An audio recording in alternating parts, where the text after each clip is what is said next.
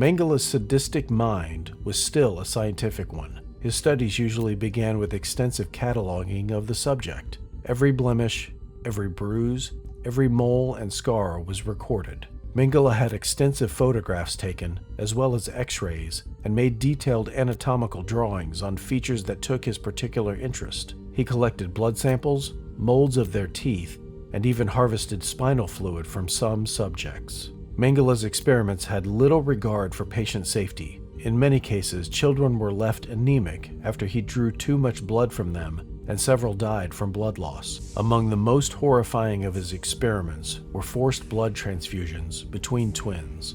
Mengele, in his obsession, repeatedly ignored basic blood type compatibility, recklessly injecting one twin's blood into the other, leading to tragic and deadly consequences as the body violently rejected incompatible organs and blood.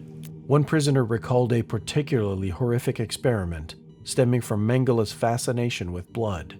An SS man, on Mengele's instructions, took away 2 children. 2. Perhaps 3 days later, the SS man brought them back in a frightening condition. They had been sewn together like Siamese twins. Mengele had sewn their veins together. The wounds were filthy and they festered. The children screamed all night long. With every photo taken, every measurement recorded, and every file carefully organized, Mengele disguised pure evil as science, turning torture into paperwork and murder into methodical research. Dead victims were subject to dissection too.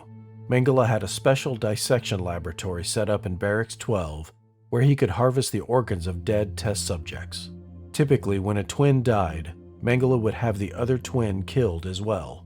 This would allow him to compare the internal organs and judge exactly what had happened to cause the first twin's death. Any organs of special interest were preserved for study, with many of them being sent back to other SS labs for further tests. Mengele's fascination with dwarfism was another well-known feature. Every dwarf who arrived at Auschwitz was snapped up by Mengele's experiments. They too were meticulously photographed and cataloged before being killed. Mengele made sure to save the skeletons for further study and sent many of them away to his colleagues at the Kaiser Wilhelm Institute for Anthropology. Another one of Mengele's bizarre fixations was heterochromia, where someone has 2 different colored eyes. Since eye color was one of the physical traits the Nazis cared most about, it's thought that Mengele wanted to understand why different racial groups had different eye colors and whether they could be altered. Mengele took hundreds of eyeballs from his victims, only some of whom were dead, and kept them for analysis. As one doctor recalled, "Saw a wooden table with eyeballs lying on it.